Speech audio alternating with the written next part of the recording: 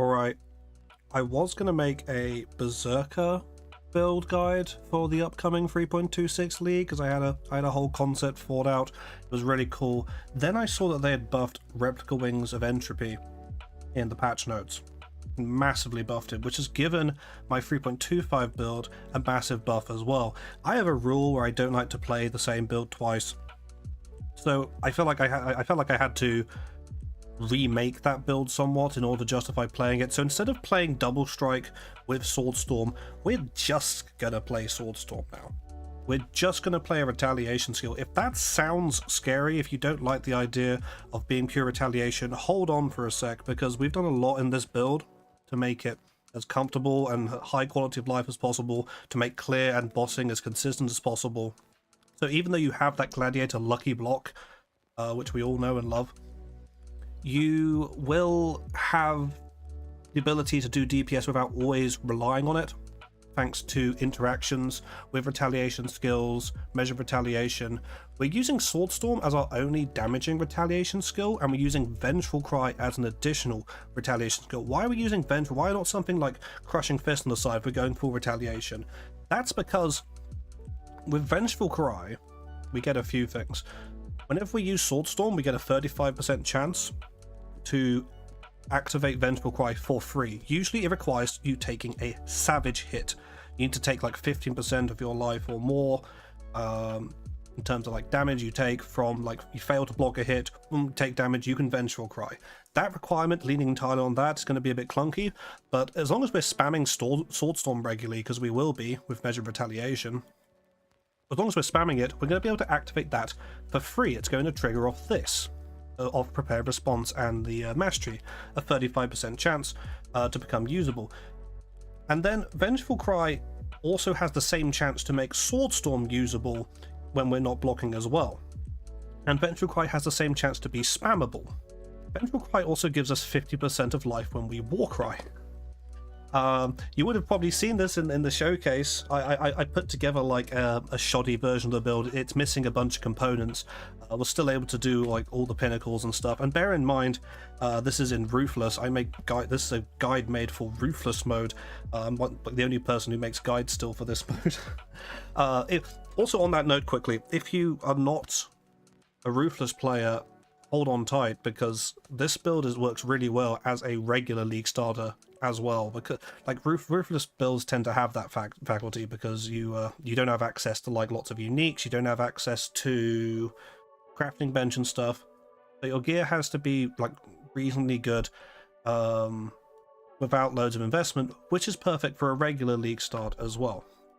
But yeah, anyway, we're just using Swordstorm. We got Vengeful Cry.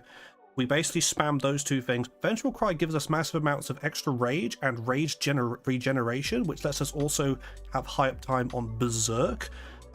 There's a lot of benefits to using it. And I have not seen anyone use this combo before. We get like armor, and as well as the rage regeneration, we have like massive rage and hit from flow of battle.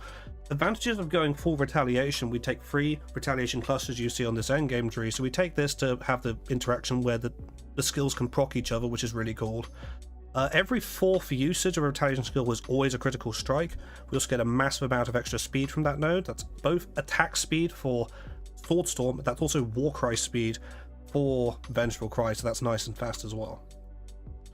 And we also get Fortify.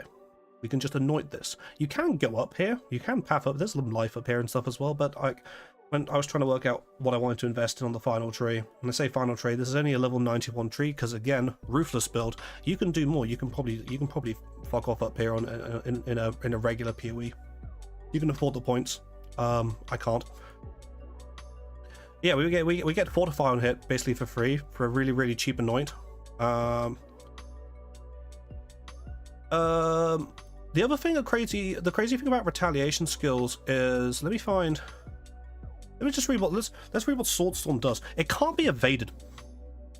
We don't need accuracy. Usually one of the downsides of having to go crit in Ruthless mode is you also need accuracy, and the opportunity cost becomes like pretty high to have enough accuracy to always hit and develop your crit chance and crit multi on top of that. Swordstorm Swordstorm cannot be evaded. We don't need accuracy for it.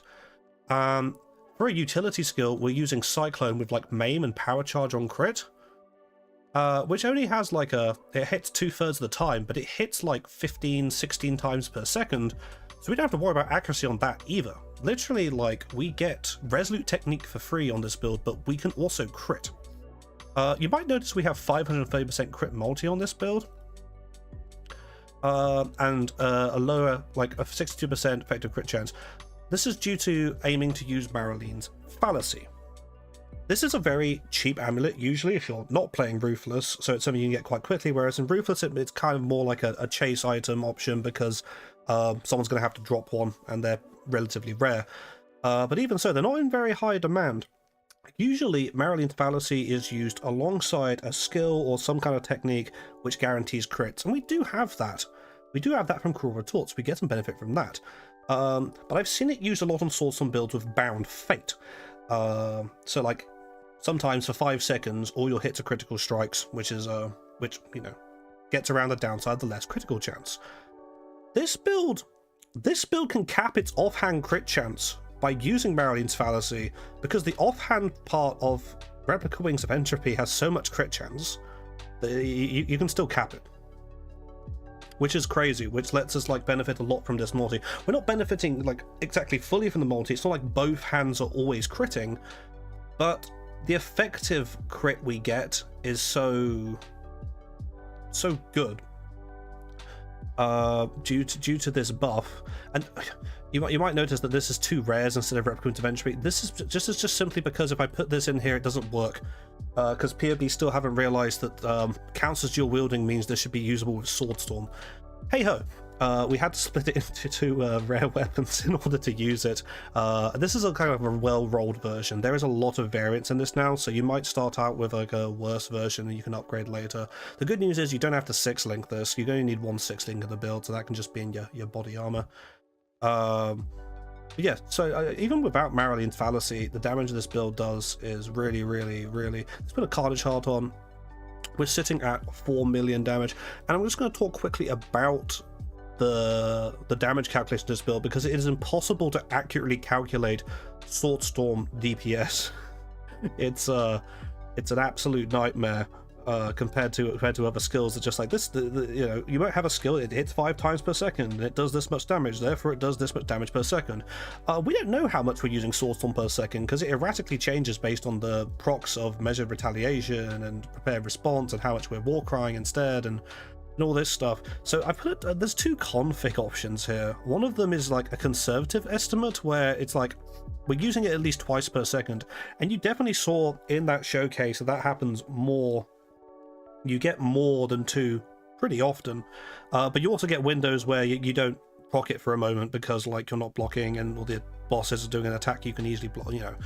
But with that config, like our DPS is looking more like this. And then for funsies, this is like the burst DPS. This is like the when you get lucky with the repeat procs. Based on our maximum attack speed, this is our DPS if Swordstorm just never procs that 50% chance to go on cooldown.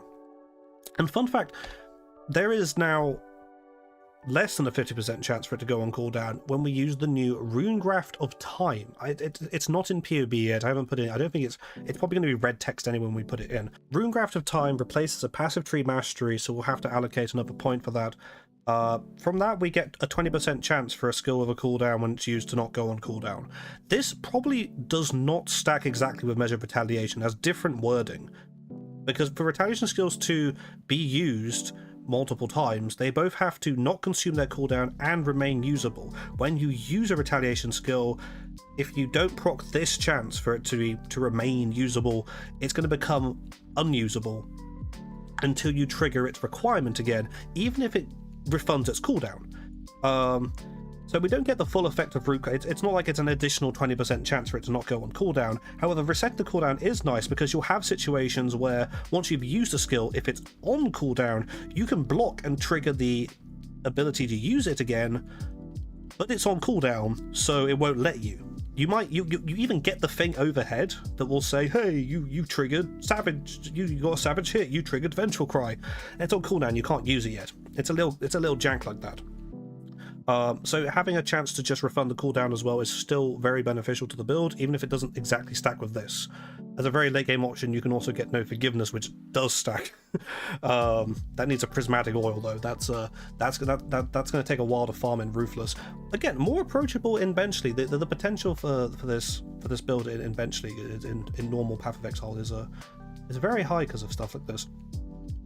So yeah, calculating Sorghum DPS is messy. I'm just leaving these things off.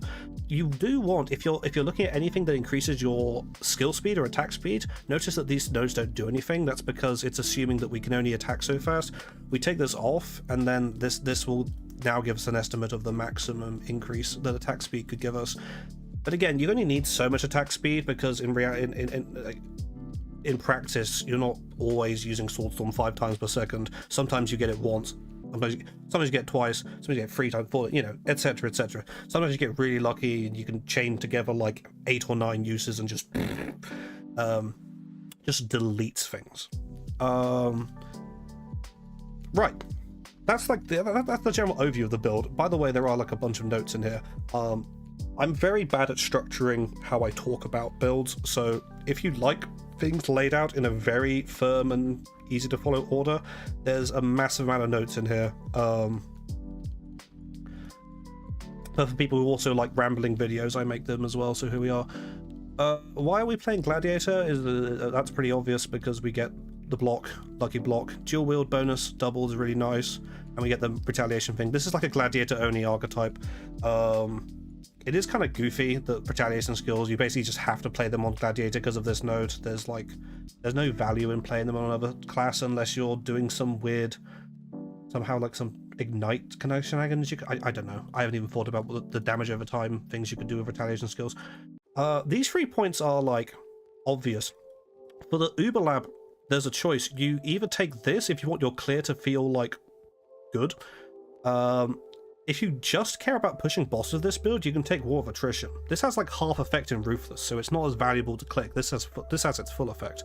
But if you're playing non-Ruthless again, and you want to take this build like faster to pinnacles and such, you can get a lot of extra damage from being War of Attrition. Right. The passive tree, the endgame version of the passive tree, aside from being dedicated to like getting like our crit chance up enough so we are capping crit with Marylene's, you can technically take a bit less without Marylene's. You can also just like rely less on your tincture. The passive tree here is dedicated to keeping us alive and adding a lot of quality of life. For leveling this build, there's a bunch of leveling trees which I'll go through in a bit, where it's better to like level with precise technique and not entirely lead on retaliation skills until you get like a bit later on and kind of stuff. And then you're gonna respec some stuff down to get into this. So we take Unwavering Stance over here, we go down here, there's life and stuff over here, go through this life here. This chunk here I'd only take if I get a CB immunity jewel, otherwise I'm going to take this and get it the mastery. I can't play without CB immunity. The number of times I die because my flask is empty and I just hit a load of corrupted blood mobs it happens too much. So, you know, I want corrupted blood immunity either way, in one way or another. We can take the charges here if we take that dual socket. That's more like a later thing. For charge, sustain, and generation, we take this charge mastery. We take this so we get endurance charges very easily while mapping. This charge mastery lets us do a lot of nice things. It means our power charges when we cyclone in the last 20 seconds, so we don't have to worry about keeping them up really at all. We're going to cyclone every like 4 seconds or so if you want to be optimal to reapply maim. So that's going to be enough to keep your power charges like topped up the whole time. This also lets us combo. Later on, we can get a body armor mod with the gain an endurance charge every 10 seconds, which means we will just always be at max endurance charges after a bit. Which is really nice. We cap our block by just taking this and this. You'll notice we don't take any of this dual wield stuff here. I was doing the math on how much this is worth it. The problem with taking this stuff we don't really need a second mastery. We're taking this one over here for the elusive. So we don't really care about getting another mastery. We're not using 2 different weapon types, so we don't need extra offhand crit chance. Jesus Christ. These nodes aren't great for damage. They are decent for block, but we cap our block by just taking this and this, and we want to take this and this because this gives us maximum chance to block attack damage. This is massive for our defensive capabilities, because Lucky Block did get nerfed by a bug fix, so it's like, it's not overperforming, it's just going to perform as it's supposed to now, apparently. I don't know exactly how that's going to feel when things get updated, but in theory we're still blocking 90% of like all hits, which should be good. But we want to get that better, because if we take these off, then the block chance goes down. And if you think about it, if that's 91% effective block when we have Lucky Block, 70% otherwise, that's a lot of extra, like, that's another like 1 in 10 hits compared to 90 versus 91. It adds up. You really want that defense.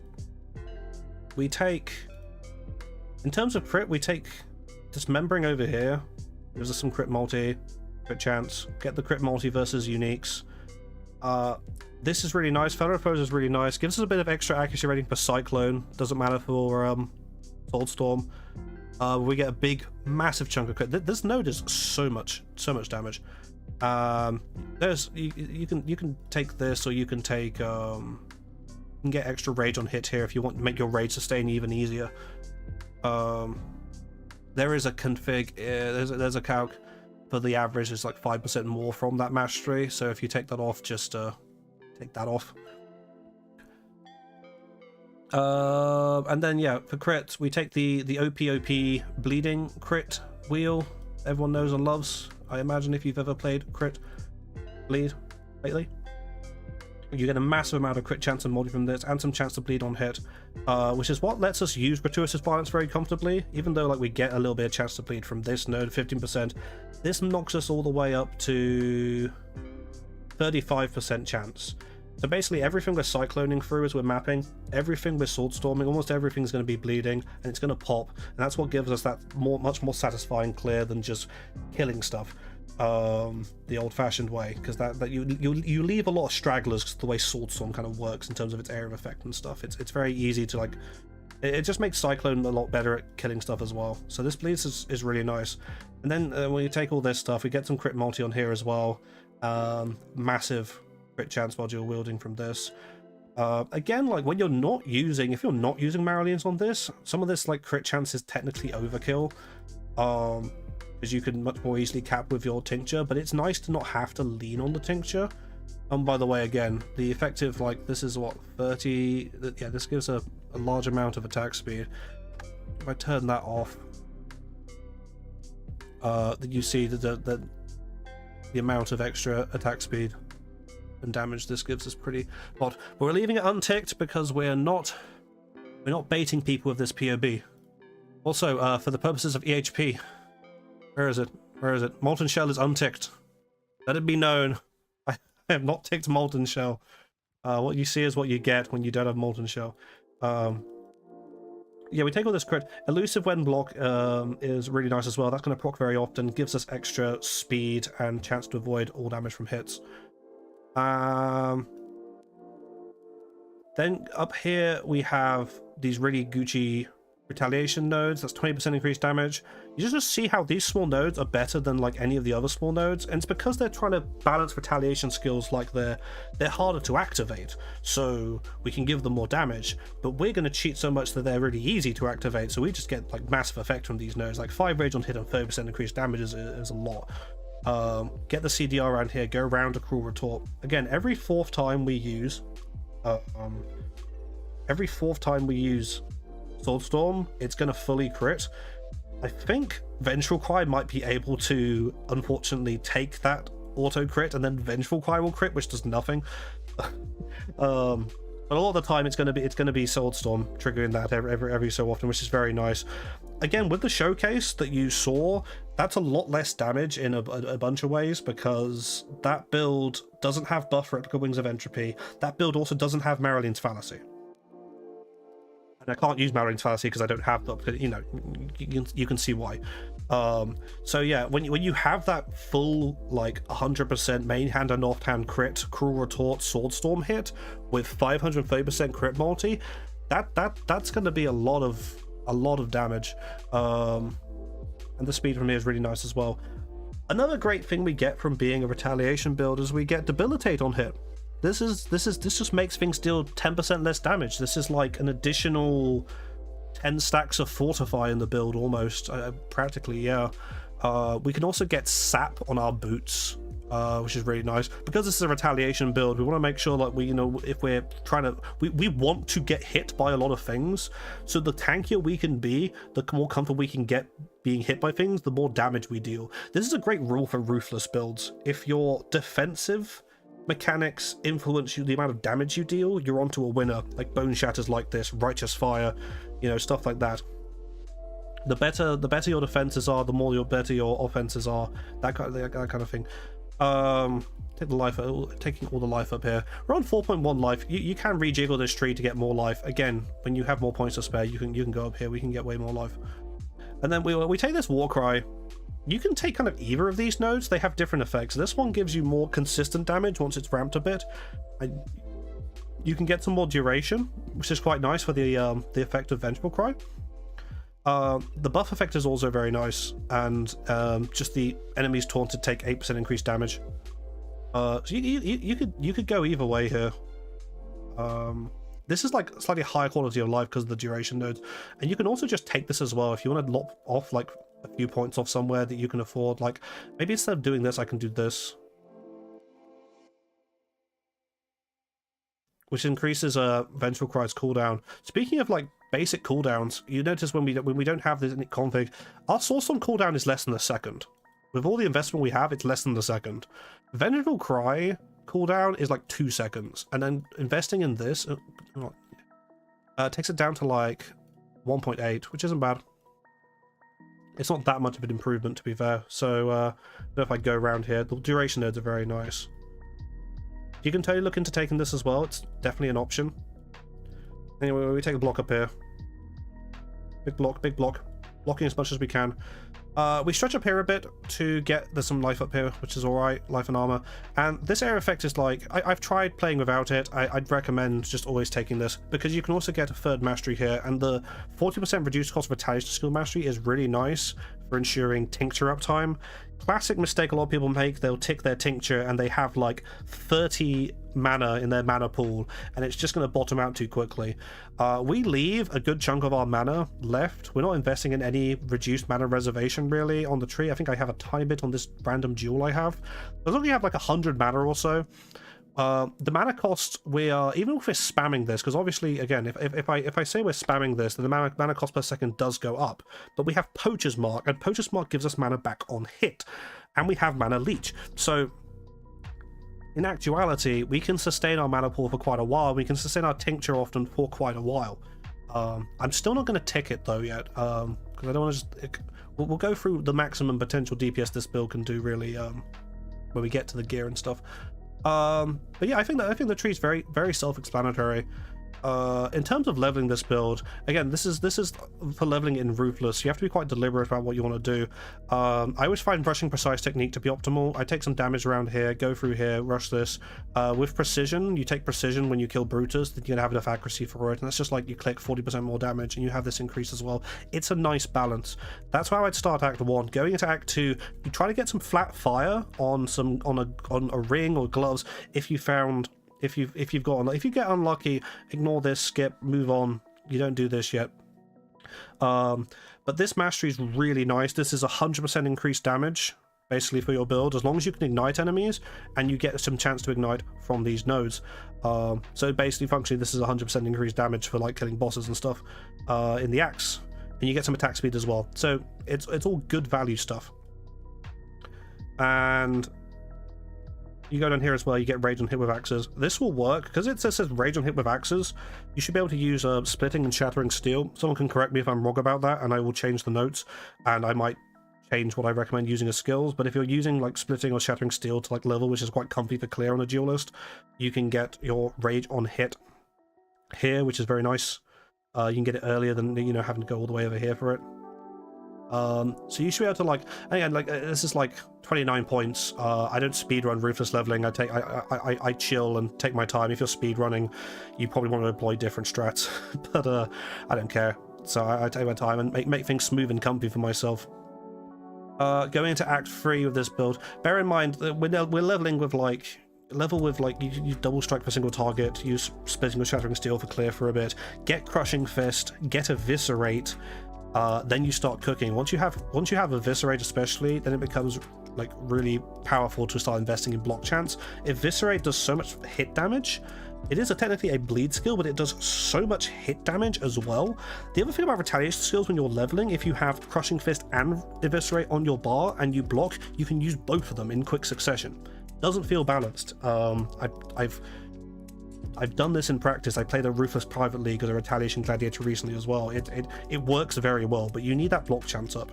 And then if you really want to take it to the next level, you need to quickly get Versatile Combatant. Like, slam that block. Get as much block as you can. Get spell block as fast as you can, because there are some enemies that only deal like spell damage and stuff, and it becomes a lot easier to clear them out when you're getting your spell block faster. Going to Act 5, I swap this round. We finish off our spell block by getting Feline Swiftness. That gives us extra movement speed. It's very valuable, because on this build I'm probably not taking Kraton. I usually take Kraton for 8% attack speed. On this build I'm probably not, because I want the extra point, because rune graphs look really powerful, and I'm excited to see what I can do with the other ones we haven't been teased yet. And I take some res here as well going to Act 5, just because like it's nice to have more res when you're tackling innocence and stuff like that. Again, these are trees for Ruthless leveling. If you're watching this and you don't play Ruthless, you probably want to follow some generic ass like Gladiator leveling kind of strategy that gets you to maps faster with Thunder or whatever bullshit people use still on a duelist. Going to Act 6, there's a bit of life we can take here, and go and take Bastion Breaker, get a bit more life. Game for Act 6 is just like, I want to get a bit tankier, and then we can start getting this. We get the mastery afterwards as well. And at this point we're pretty much fully committed. We're starting to fully commit. We don't have Measure of Retaliation yet. First lab is Determined Survivor. I should go through lab order actually right now. You take Determined Survivor first, then you want to take Measure of Retaliation. You don't really need the lucky block while leveling for tanking stuff or for proccing your retaliation skills. It's better to get Measure of Retaliation first. You pop off so much harder in terms of damage when you get this well, second, I mean. So you get this first, then get this, then get this. That's what I recommend. If you want to not lean into retaliation skills until you're in maps, this, then this, then this. But yeah, you can take this, big rage on hit, debilitate, thank you. Go to Act 8, we take Raw Retort. We have up here, we take this, and then we can lock these points off here. Notice that we've dropped Precise Technique around this time. Once we take Cruel Retort, it's actually quite beneficial to have like, well, it's beneficial to be crit when we take this, because we get the every fourth skill always critically strikes, which basically makes our critical strike chance average at about 25%, which means that this crit multi actually does something for us. So Fellow Foes is also very nice to take as well. Again, when we're leveling with, if we start leaning into retaliation skills while leveling more than anything else, we don't need accuracy. You can drop precision at this point. We keep this for res for a bit, but like we can drop that later as well. Going to Act 9, take on Wavering Stance. Click Iron Reflexes if you've got any evasion gear. You don't have to otherwise. 7784. Yeah, and I go up here and take some life and shit. It's nice. You can get the elusive on block. Something I skipped over as well. When you take this, when do we take this first? In Act like 4 or something. 20 life and 20 mana when you block mastery is really good early. It's pretty shit later. It doesn't do much for us later, but it's really good early. That's a large percentage of your life when you don't have much life. So I keep that for a while. You can get this elusive mastery around this time as well. That can help as well. Gives us extra movement speed. And then going to Act 10, I always get bleed immunity mastery here because I'm a bitch that hates like lab lab traps, like spike traps dealing bleed and stuff. And also Izaro, if he gets the vulnerability curse font on you, can do massive bleeds as well. It's how I've lost half the time I die in doing lab and Ruthless is because of bleed, so I always spec this like a bitch. Go up here, take endurance charges as well. This is like the easy way to get endurance charges early with Exorable. It's not the best way, and we'll get better ways later, obviously, but it's a nice way to get it for now. We get armor. The main thing you want in Act 10 is just making sure you can do Merc Lab comfortably, and in Ruthless that, you know, it can be hard. You don't have access to as much armor, so especially if we're playing a Retaliation build, we do not want to try tanking. We don't want to try tanking Azara and then we get bonked and one shot and sent back to the start. So yeah. And then there's a pre-Replica Wings of Entropy tree here where we don't take as much crit stuff because we'll be using just 2 random axes or regular Wings of Entropy, which also got a big buff. As long as you don't use that with Brutality, that's really good. Any dual wielding setup. But we want to rush this as fast as possible. In normal Path of Exile, again, you will be able to buy this quite quickly. Heist Runner is going to pick them up. They might be more expensive than they were usually, though, because more and more people might realize just how strong this weapon is now. We'll see. You can also take some suppression. This build does not cap suppression. I'm probably going to get a comment about that. I probably already, before getting to this part, talking about it, someone's probably said, oh, he only has 63. Yeah, it's like a bonus thing. Because I can just take a bit on here and get like a bit on like glove mod and chest mod or something. You know, you can get a few mods. If you can cap suppression on this build, do it. You can take these nodes as well. You can get quite close. This is only 49%. So I feel like just having a chunk of like, you know, it's obviously it's not fully reliable if it's not 100%, but we have the spell block as well. So this is just, it's just increasing our EHP effectively versus like getting shotgunned by a bunch of smell stuff more than anything else. And sometimes we can tank that big stinky hit as well. We don't lose experience at least now when we do pinnacles now, so it's easier to just like waste a couple of portals being like you try to block or you try to suppress the thing, you fail every now and then. Oh well, as long as you can get through the fight, it's fine. There isn't that much changes between this tree and the endgame tree. As I mentioned before, I take the Corrupted Blood Mastery here, but then like try to get on a duel later. There's Mana Leech we take here, we get on gear later. And then you drop an Inexorable for some other way of generating Durin charges when you can. Get like the chest mod and stuff. And then we take all the crit stuff with Replica Wings of Entropy. This build is oh yeah, Rage Mastery is a big option as well. You can get movement speed here, which is really primo. Intimidate is worth getting for more damage before you get it as a glove mod, an Eldritch glove mod. You can also just get max rage as well. It's fine. But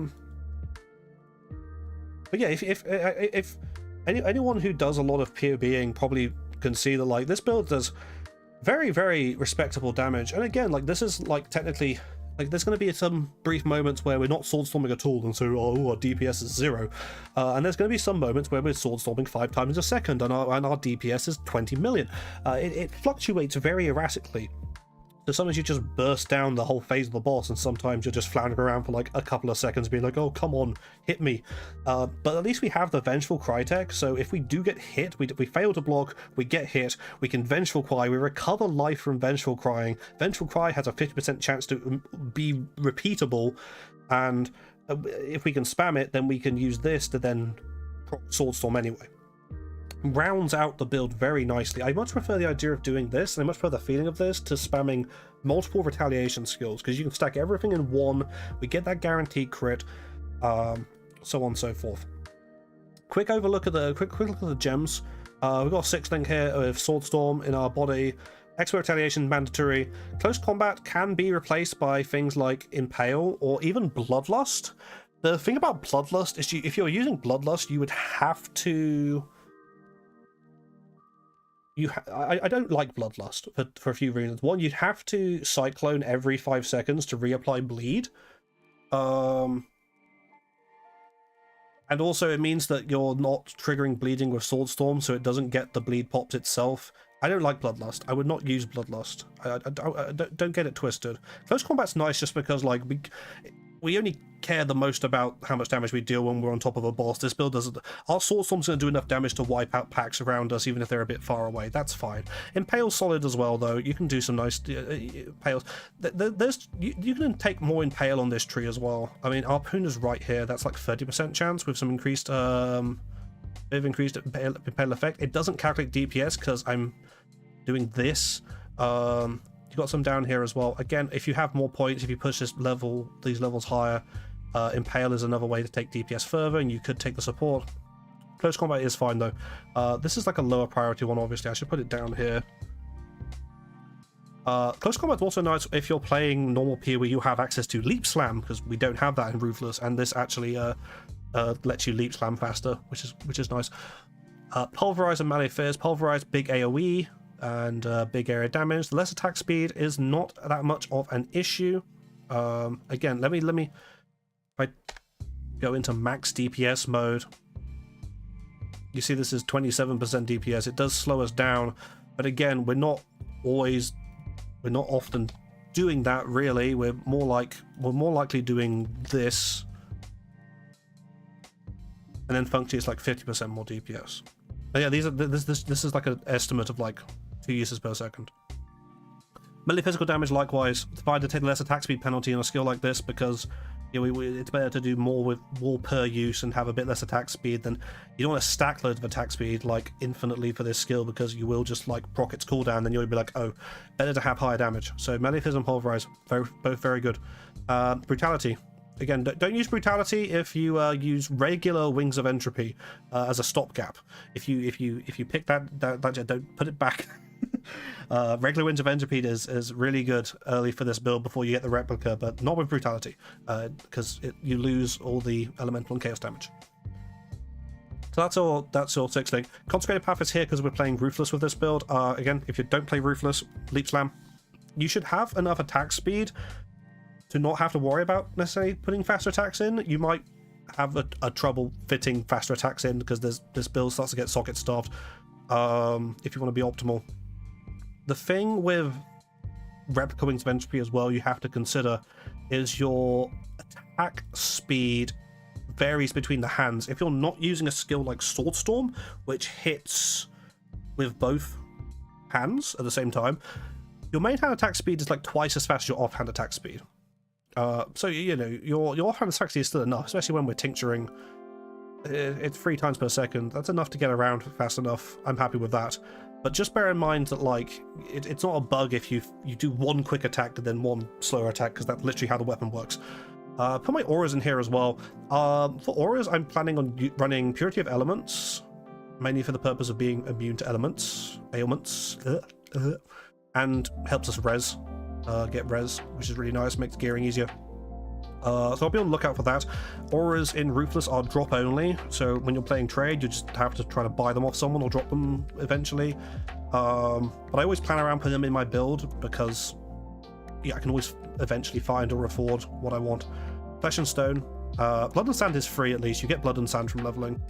Blood and Sand and Flesh and Stone are a really nice combo together, because you can alternate your stance depending on the situation. So we're in Blood stance for measuring DPS at the moment. A lot of the time, if we're like doing like rippier maps, we'll want to stay in Sand stance. Again, the more stuff we can mitigate while failing to block, the comfier this will be. But Blood stance is like massively more DPS, obviously. There's like a mastery. Yeah, we take the mastery here as well to increase that further. We do get a bit of area. We get area of effect with Sand stance, which is really nice as well, though. So again, for clearing.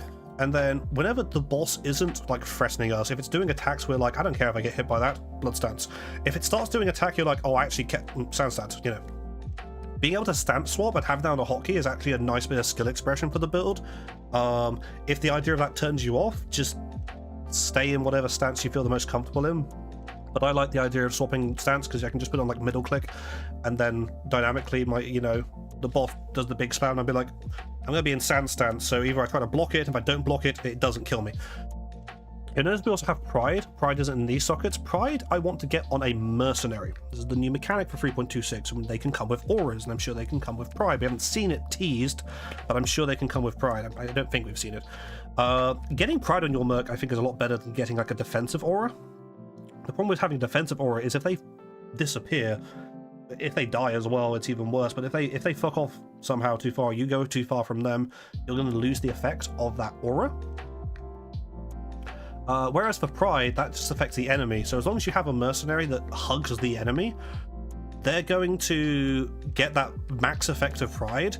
You can then fuck off for a sec if you need to. If you need to, like, oh, the boss is doing something, oh, I'm going to run around the arena for a sec. You could do that. As long as the Merc doesn't die and the Merc can tank it, he just stands there and he continues to apply this max effect aura, then it's still there. Whereas you would lose it and have to re-ramp the effect of Pride for 4 seconds otherwise.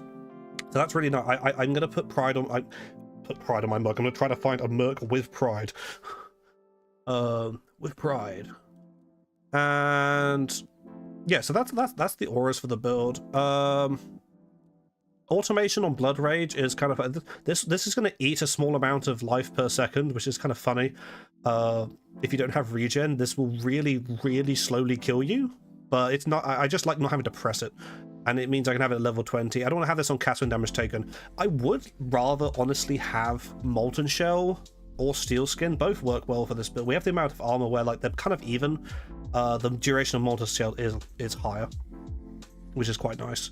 I'd rather have this on cast when damage taken because that synergizes very well with block, and if you get unlucky and take a big hit, then your Molten Shell will activate for a bit, which will let you recover. That would be optimal. I just don't have the sockets for it.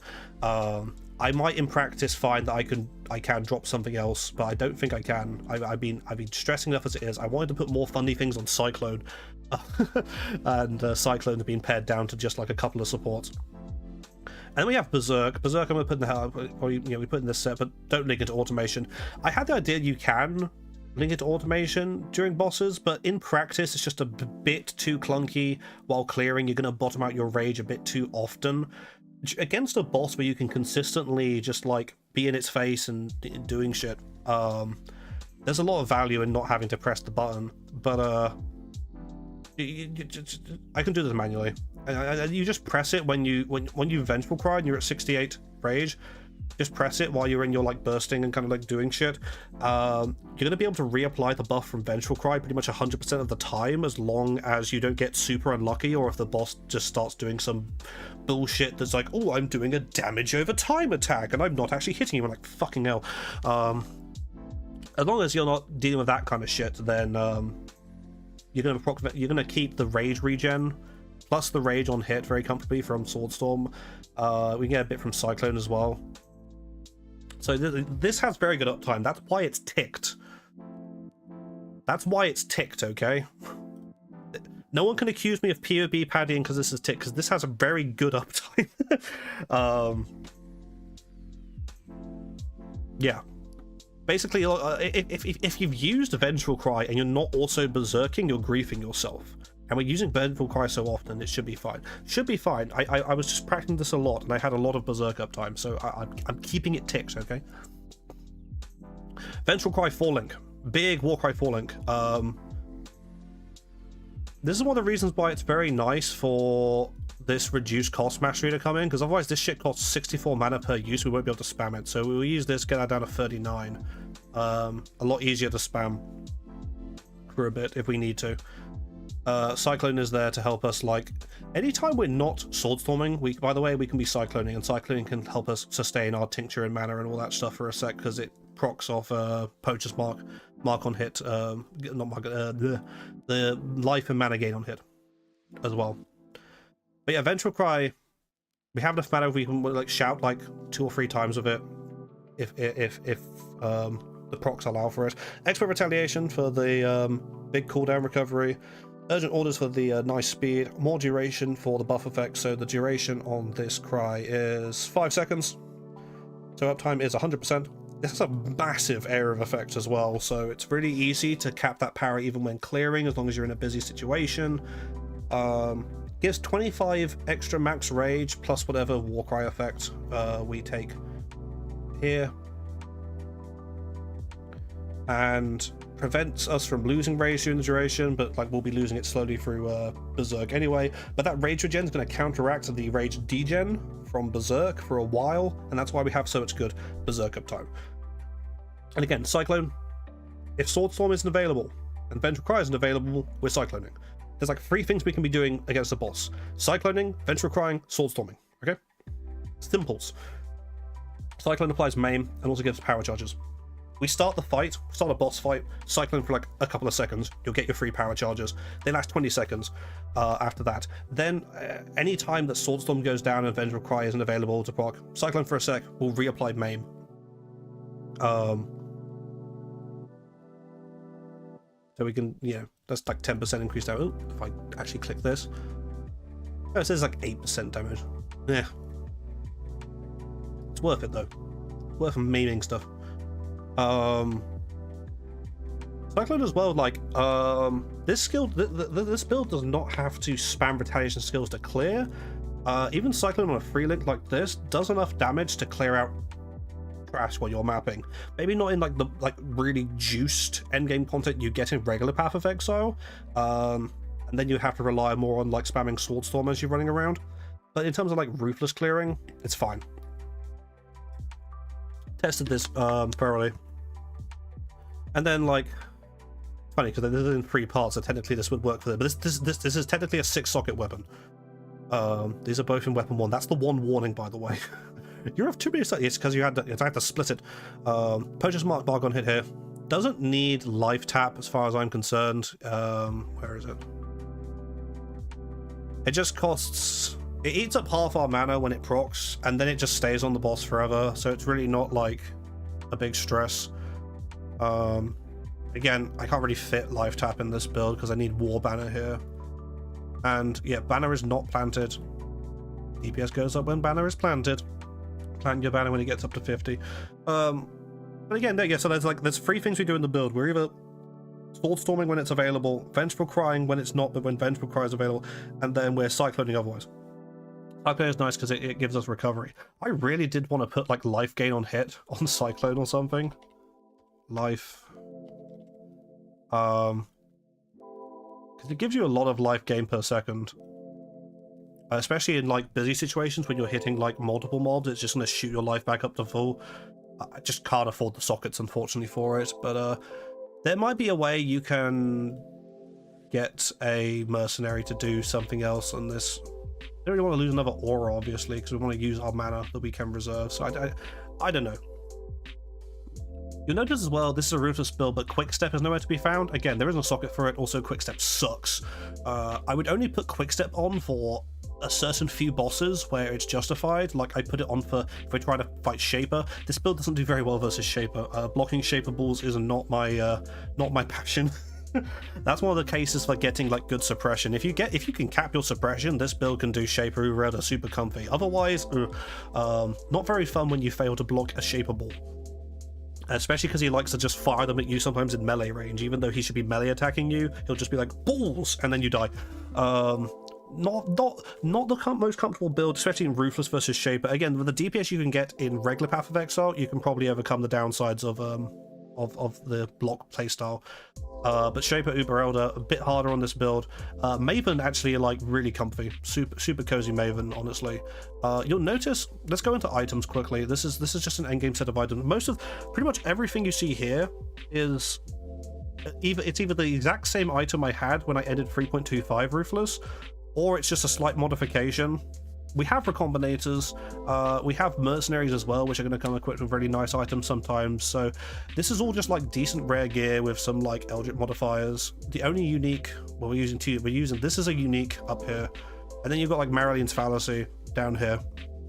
And again, like this build works perfectly fine without Marylene's.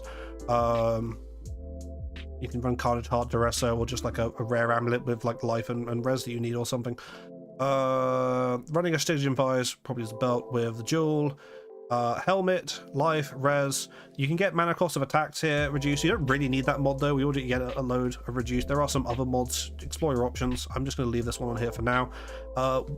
We really want this mod here. Enemies you hit recently have reduced life regeneration rate. We get Cull from Marylene, which means we don't really need to take this. This doesn't do anything for us. 0 DPS. But you can get cannot regen as a mastery here, which is very nice. So if you're not using Marylene's, it might be worth spending 4 points somewhere, lop something off. What you can probably do if you're not using Marylene's is you don't take some of this crit here, and you instead take this here or something, you know, because you don't need as much crit. But yeah, like if you're not running that mastery, you really want the Hell mod that reduces life regeneration for enemies you hit recently. Otherwise, doing anything Maven related is an absolute pain. Be healed and fight on. Body armor, you get some more chance to block here. We're capping our block with this mod. There are a few other options for this, because obviously you can get fortify on hit here, which means you could drop the anoint and get something like this endgame, or there are other options as well. But this build works very well with the fortify on hit mod, obviously, because it hits so fast, so you're going to get that very reliable fortify, even though it's a low chance on the mod. You'll just have to find more chance to block from somewhere. You can get it from tattoos, you can get a bit from the tree, whatever it's called, dervish. We don't take dervish. Yeah, we can take dervish. Where were we? Yeah, you can compensate for this loss of attack block in a bunch of ways.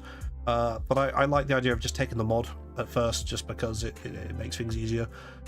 And then we have the while your unique enemy gain an endurance charge. We don't need the regular version of this, because while mapping, as long as we're killing stuff and we kill stuff very quickly, we're going to have our endurance charges capped very easily. They last 20 seconds. And like before, you're going to have inexorable at first, which is it's not the best endurance charge generation, but it's going to work well enough. And I would just get this chest mod instead of taking an inexorable later on, so you can free up those points. This will take like what, 40 seconds before you have max endurance charges. The first 40 seconds of most boss fights are not that much to worry about, unless you're trying to take this build all the way into Ubers, in which case I don't really think about Uber bossing. I play Ruthless. No surprise, I don't really think about Uber bossing that much. I just want to get my regular pinnacles done. If you want to scale this further into Ubers, you might want to think about how you can deal with those first 40 seconds when you're not immediately getting your endurance charges. There are ways you could throw in the Dodri's elixir. You know, Dodri's elixir is actually a quite funny tech to fix that. That's a decent idea. Dodri's elixir. There we go. You just start the fight by gaining 3 endurance charges from Dodri's elixir, and then swap it to a different flask. It's a tactic. Anyway, gloves, 2 very good implicits we can get on here. Suppression, yummy, and intimidate on hit, very nice. And then just life and res. We get our mana leech from here. You can get it here, you can get it on a ring, or you can keep Spirit of War, whatever floats your boat. I like being able to drop Spirit of War, but you do get reduced mana cost of attack from this as well, which is quite nice.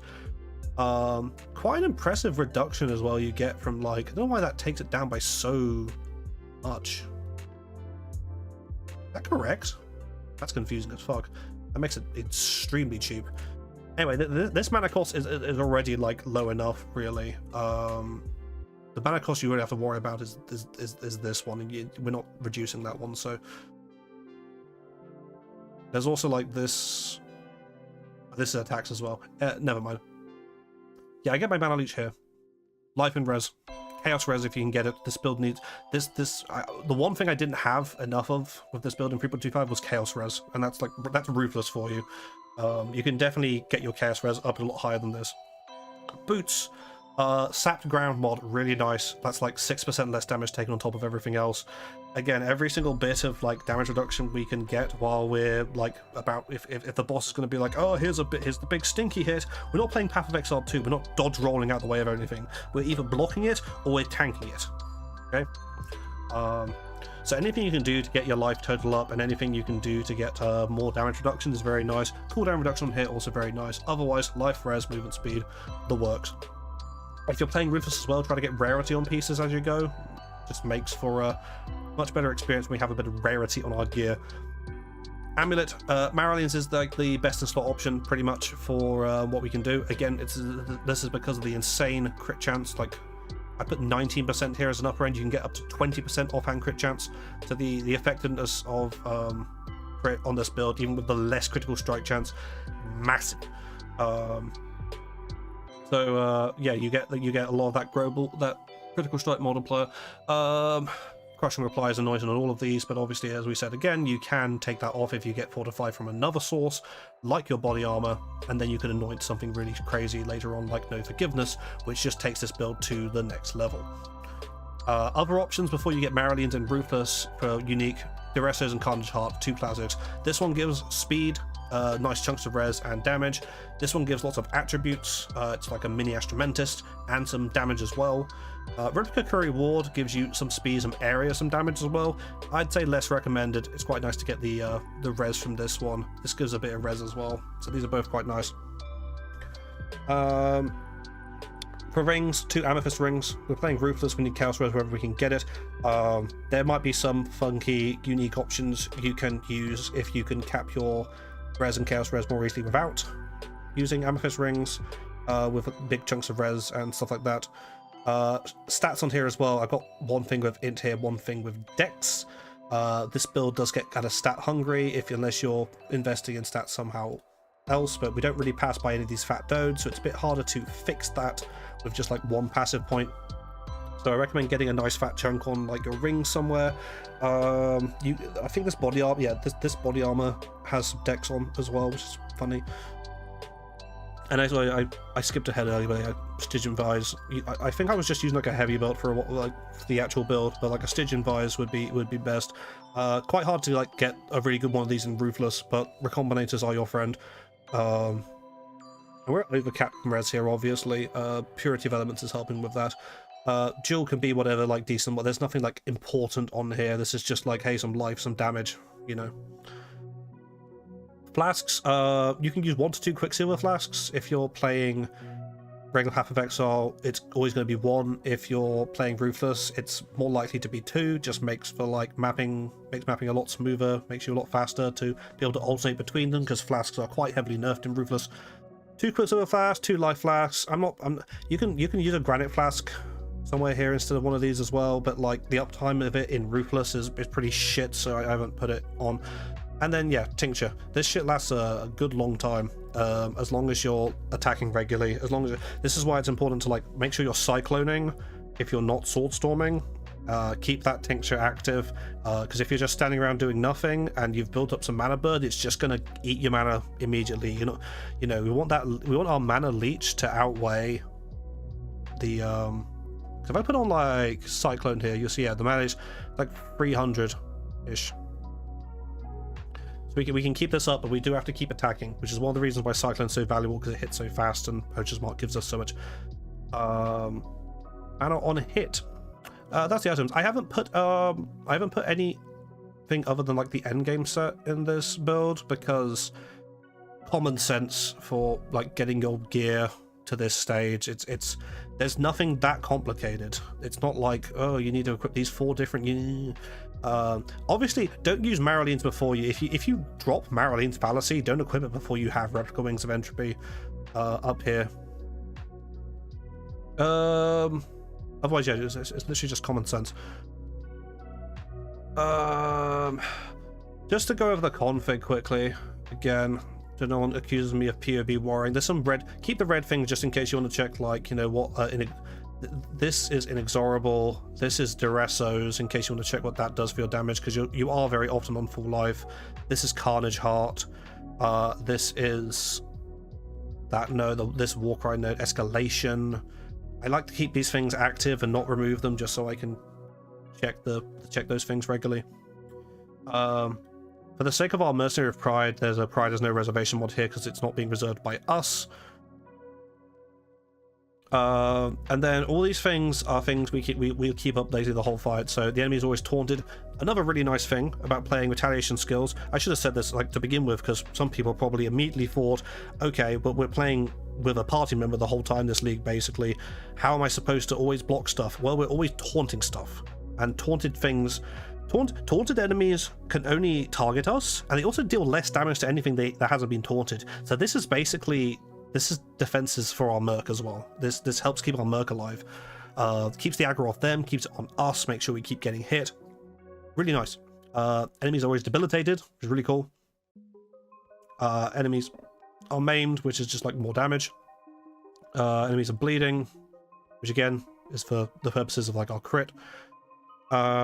Enemies are on sapped ground as long as we keep reapplying that. It's another reason why it's nice to have the boot mod, so we only have to do that like every 5 seconds, which is when we want to do it roughly for, you know, how often we'll be cycloning to keep up our maim. So that aligns, and intimidated from the gloves. Everything here is 100% uptime. This is blood stance again, so yeah, sad stance goes down, but again, this DPS is not like, this build does not do like almost 6 million DPS. This build does wildly different amounts of DPS depending on circumstances. Can do up to like 25 million DPS in periods. Is that with no, it goes up more. 32, there we go. This is a Ruthless build again. Again, we don't have 32 million DPS. I would be a terrible person if I just like dumped this POB on someone and said, hey, look at my 32 million DPS build for like a low budget. But sometimes we are going to do about 30 million DPS damage when we have all this stuff aligned. Having that kind of burst DPS for a build which is, again, a Ruthless build, is a build designed around Ruthless. This is a budget league starter by any other means. This is cheap as fuck. You can't go wrong. Again, the only clunky thing you might think is like, well, what happens if I'm not, you know, the boss is doing things that I can't block and stuff? Then you just fall into like, we're basically looking at every melee build kind of problem with DPS and measuring DPS, where like, you know, your Bone Shatter fucking whatever Bone Shatter Slayer build is not doing reliably like 15 million DPS every second. It's not a damage over time build. You have to hit the boss. You're gonna have periods where you can't hit the boss. You're also gonna have periods where your retaliation skills aren't proccing. It's kind of the same thing, and I don't feel like it's more of a thing actually for retaliation builds, especially because like when we are proccing and we are going crazy, the damage we do is pretty bonkers. And you saw how quickly, with a scuffed, unbuffed version of this build, so no Marylenes, no buffed Replica Wings of Entropy, some other stuff missing. Like, I think the showcase at the start of this video was like half the effectiveness of what this build has now. And it was just like deleting some things, and it's going to be crazy seeing what this build can do later on. Also, rage is 10. This could be any number. I just don't like if I put this at 68, because it's actually at 68. I should have mentioned this first as well. If I put this at 68, I can't see the effects of increasing rage. This is going to say nothing, right? So I like just putting it as like an infinite number, because POB automatically caps it for you, so I can just put like as many zeros as I want on this and it doesn't fucking matter. Prefer doing that. Right, that's basically the build. Again, there are loads of notes here, upsides, downsides, Ruthless leveling notes. If you're not playing Ruthless, just follow someone else's normal ass leveling notes if you're not familiar with the campaign enough. Bunch of stuff about gem progression, which is again Ruthless specific, because it's very easy to get the support you want for this build. This build pops off way faster in regular. You can just like, retaliation skill leveling is hilarious. If you haven't done it before, it's hilarious. You just have to make sure you get your block chance capped fast. You can do some very silly damage very early on. There's gear progression notes here. And there's a bunch of like miscellaneous options, you know, bandit option, notes about crit, notes about our charges, ailments, rage, block, fortify, leech, and life gain on hit. How we do bossing optimally, how we use our respecs. Again, less important if you're not playing Ruthless, because they're more expensive in Ruthless. You only get so many for free in the campaign. And mercenary notes. That should be everything I need to talk about and cover for this build, honestly.